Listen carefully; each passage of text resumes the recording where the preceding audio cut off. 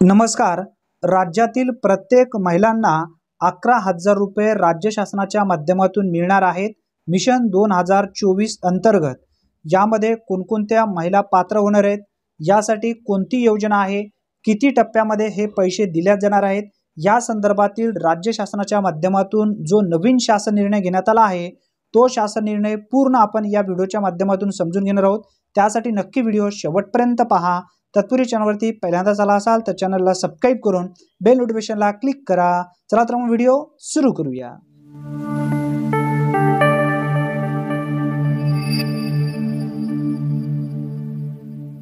ती तुमच्यासाठी अतिशय महत्त्वपूर्ण आहे. नक्की शेवटपर्यंत पहा. मिशन शक्तीच्या मार्गदर्शक सूचनानुसार सुधारित प्रधानमंत्री मातृ वंदना योजना 2.0 राज्यात लागू करण्याबाबत महाराष्ट्र शासन सार्वजनिक आरोग्य विभागांतर्गत 9 ऑक्टोबर 2023 रोजी हा महत्त्वपूर्ण शासन निर्णय घेण्यात आला आहे. या शासन निर्णयाच्या माध्यमातून महिलांना 11,000 रुपये मिळणार आहेत.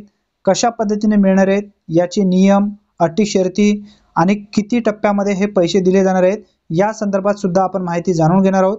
मित्रांनो, दिनांक 1 जानेवारी 2017 पासून प्रधानमंत्री मातृ वंदना योजना कार्यान्वित करण्यात आली. या योजनेची अंमलबजावणी जी आहे राज्यामध्ये 8/12/2017च्या शासन निर्णय निर्गमित झाल्याच्या दिनांकापासून आरोग्य विभागामार्फत केली जात आहे. मित्रांनो, यामध्ये भरपूर अशा महिलांना फायदा दिला जात आहे. तुमच्या सुद्धा कुटुंबातील एखादी महिला फायदा घेऊ शकतात. आता पूर्ण डिटेल्स माहिती आपण समजून घेणार आहोत. व्हिडिओ स्किप मात्र करू नका, म्हणजे तुम्हाला समजून येणार आहे. मित्रांनो, शासन निर्णयामध्ये स्पष्टपणे माहिती देण्यात आली आहे. केंद्र शासनाच्या महिला व बाल विकास मंत्रालय दिल्ली यांच्या दिनांक 14 जुलै 2022 रोजीच्या मिशन शक्ती मार्गदर्शक सूचनानुसार मिशन शक्ती अंतर्गत 2 भागात एकूण 14 योजना एकत्रित केल्या आहेत.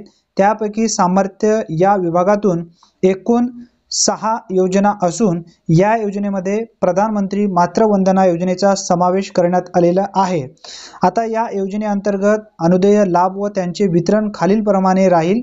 आता या ठिकाणी सांगण्यात आलेले आहे जे वितरण आहे, कशा पद्धतीने मिळणार आहे आणि कोणाला मिळणार आहे हे समजून घ्या.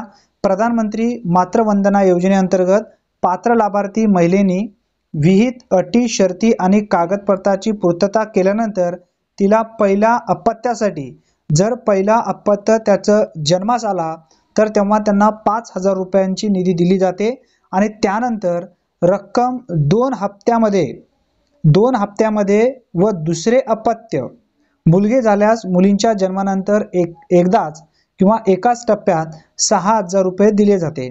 आता मित्रांनो, हा पॉईंट समजून घ्या, अतिशय महत्त्वपूर्ण पॉईंट आहे. परत तुम्ही इथं कमेंट कराल. प्रधानमंत्री मातृ वंदना योजनेअंतर्गत पात्र लाभार्थी महिलेनी विहित अटी, शर्ती आणि कागदपत्राची पूर्तता केल्यानंतर तिला जर पहिले अपत्य झाले तर त्यांना 5,000 रुपयांची मदत दिली जाते. आणि त्यानंतर ही जी मदत आहे 2 टप्प्यामध्ये दिली जाते, पहिला टप्पा आणि दुसरा टप्पा. आता कशा पद्धतीने पहिला टप्पा किती रुपयांचा असणार आहे, दुसरा टप्पा किती रुपयांचा असणार आहे, हे सुद्धा आपण पुढे जाणून घेणार आहोत. आणि त्यानंतर आता 6,000 रुपये सुद्धा दिले जाणार आहेत. आता हे 6,000 रुपये कसे दिले जाणार आहेत हे सुद्धा आपण या ठिकाणी समजून घेणार आहोत. दुसरे अपत्य मुलगी झाल्यास मुलींच्या जन्मानंतर एकाच टप्प्यात 6,000 रुपये दिले जाणार आहेत. आता हे अनुदान जे आहे कशा पद्धतीने दिले जाणार आहेत, लाभ आधार संलग्न बँक खात्यात किंवा पोस्ट ऑफिस मधील खात्यात डीबीटी द्वारे जमा केले जाणार आहे. डायरेक्ट बेनिफिट ट्रान्सफर डीबीटी अंतर्गत ज्या बँकेमध्ये तुमचं आधार कार्ड लिंक आहे त्या बँकेमध्ये तुमचे हे पैसे येणार आहेत. आता इथं सुद्धा समजून घ्या, पहिला टप्पा आणि दुसरा टप्पा आणि ही मदत कशा पद्धतीने दिली जाते. आता राज्य शासनाच्या अधिसूचित केलेल्या शासकीय आरोग्य केंद्रात गर्भधारणेची नोंदणी आणि शेवटच्या मासिक पाळीच्या तारखेपासून 6 महिन्याच्या आत किमान एक प्रसूतीपूर्व तपासणी झालेली असावी, तेव्हा महिलांना 3,000 रुपयांचा टप्पा दिला जातो. आणि त्यानंतर बाळांचा जन्म झाला किंवा दुसरा टप्पा जो आहे तो कधी मिळतो, बाळाचा जन्म नोंदणी, बालकास BCG, OPV 0, OPV 3 मात्रा, पेंटाव्हॅलेंटाइन लसीचे 3 मात्रा अथवा समतुल्य पर्यायी लसीकरणाचे प्राथमिक चक्र पूर्ण करणे आवश्यक आहे, तेव्हा 2000 रुपयांचा टप्पा दिला जातो. म्हणजे हे 5000 रुपये तुम्हाला दिले जातात. आता त्यानंतर दुसरा जर तुमचा अपत्य जन्मास आला, हा पहिला अपत्यासाठी आहे. आता दुसरा अपत्य जर तुमच्या जन्मास आला, आता त्या ठिकाणी तुम्हाला 6000 रुपयांची मदत दिली जाते. आता 6000 रुपयाची मदत कशी आहे बघा, या ठिकाणी सांगण्यात आलेलं आहे. जर दुसरे अपत्य मुलगी असल्यास त्याच्या जन्मानंतर एकत्रित तुम्हाला 6000 रुपये दिले जातात. म्हणजे एकूण तुम्हाला या ठिकाणी 11000 रुपयांची मदत या ठिकाणी दिली जाते. आता ही मदत कोणत्या महिलांना दिली जाते हे समजून घ्या. यामध्ये पात्र असणारे महिला कोणकोणते आहेत हे सुद्धा आपल्याला समजून घेणं गरजेचं आहे. प्रधानमंत्री मातृवंदना योजनेचा लाभ मिळवण्यासाठी लाभार्थी खालीलपैकी किमान एका गटातील असणे आवश्यक आहे. आता यामध्ये कोणता गट असायला पाहिजे? ज्या महिलांचे निव्वळ कौटुंबिक उत्पन्न जे आहे प्रतिवर्षी 8 लाख पेक्षा कमी असणे आवश्यक आहे, किंवा अनुसूचित जाती आणि अनुसूचित जमातीच्या महिलांना सुद्धा या योजनेअंतर्गत लाभ दिला जातो. 40% अधिक अपंगत्व असणाऱ्या दिव्यांग जन महिलांना सुद्धा या ठिकाणी हे अनुदान दिले जाते. आणि त्यानंतर BPL शिधापत्रक धारक महिला सुद्धा या योजनेमध्ये पात्र असणार आहेत. आयुष्यमान भारत अंतर्गत प्रधानमंत्री जन आरोग्य योजना अंतर्गत महिला लाभार्थी असणे आवश्यक आहे. या लाभार्थ्यांना सुद्धा दिलं जात आहे मदत. ई श्रम कार्ड जर तुमच्याकडे असेल, ई श्रम कार्ड तुम्ही जर काढला असेल, त्या महिलांना सुद्धा या योजनेचा लाभ दिला जाणार आहे. किसान सन्मान निधी अंतर्गत लाभार्थी महिला शेतकरी असणं आवश्यक आहे. म्हणजे प्रधानमंत्री किसान सन्मान निधी योजना किंवा नमो शेतकरी महासन्मान निधी योजनेमध्ये तुम्ही जर पात्र असाल, तुमच्या नावाने शेती असेल, तुम्ही या योजनेचा वार्षिक जे काही 12000 रुपये दिले जात आहे, या योजनेचा लाभ जर तुम्ही घेत असाल तर तरी सुद्धा तुम्हाला हे 11000 रुपये वेगळे दिले जाणार आहेत. कशासाठी? जर गरोदर तुम्ही असाल तर, नसेल तर या ठिकाणी मिळणार नाही, एक मात्र नक्की आहे. त्यानंतर मनरेगा जॉब कार्ड धारक महिला यामध्ये समाविष्ट असणार आहेत.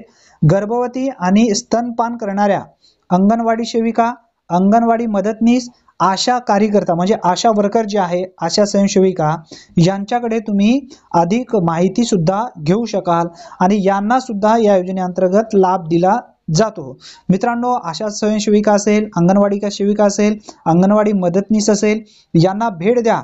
तुमच्या कुटुंबातील एखादी महिला गरोदर असेल किंवा त्यांचा बाळ जन्माला आला असेल, मग या योजनेअंतर्गत तुम्हाला जर लाभ मिळवायचा असेल तर तुम्हाला जे काही खालील कागदपत्रे दिलेली आहेत ते कागदपत्रे तुमच्याकडे असणं आवश्यक आहे. ते कागदपत्रे घेऊन तुम्हाला त्या ठिकाणी द्यायचं आहे. दिल्यानंतर मग हे सर्व नोंदणी जेव्हा होईल, तुमची नोंदणी झाल्याच्या नंतर तुमचे हे काही पैसे आहेत ते तुमच्या खात्यावरती वितरित केले जातात. आता त्यानंतर लाभार्थी आधार कार्ड प्रत किंवा आधार नोंदणी, त्यानंतर तुमच्याकडे जर आधार कार्ड जर असेल तर आधार कार्ड द्या. काही लाभार्थ्यांचा आधार कार्ड नसला तर आधार कार्ड तुम्ही ऑनलाईन केला असेल, त्याची जी पावती भेटते ते पावती सुद्धा चालतं. त्यानंतर परिपूर्ण भरलेला माता आणि बाल संरक्षण कार्ड, ज्यामध्ये शेवटच्या मासिक पाळीची तारीख, गरोदरपणाची नोंदणी तारीख, प्रसूतीपूर्व तपासणीची नोंदणी असायला पाहिजेत.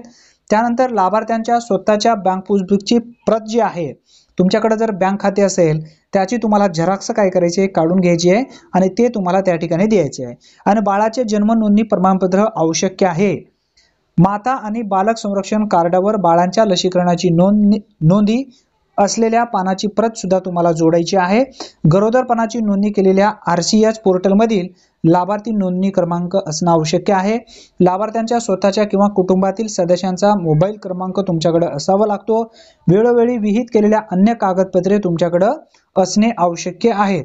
आणि लाभार्थी आधार कार्ड नसल्यास वरील विहित कागदपत्रासोबत आधार नोंदणी, जे EID म्हणजे पोचपावती जे म्हणूया आपण, ते कागदपत्रासोबत खालीलपैकी कोणत्याही एका ओळखपत्राच्या पुराव्यात प्रत जोडणे आवश्यक आहे.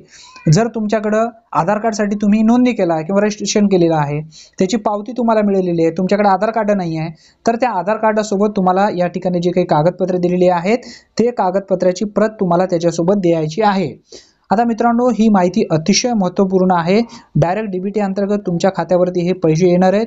राज्य शासनाच्या माध्यमातून हा जो शासन निर्णय आहे घेण्यात आलेला आहे. शासन निर्णय तुम्हाला जर पाहिजे असेल तर www.maharashtra.gov.in या संकेतस्थळावरती सुद्धा उपलब्ध आहे आणि आपल्या टेलिग्राम ग्रुपवरती सुद्धा उपलब्ध आहे. त्या ठिकाणी तुम्ही पाहू शकाल.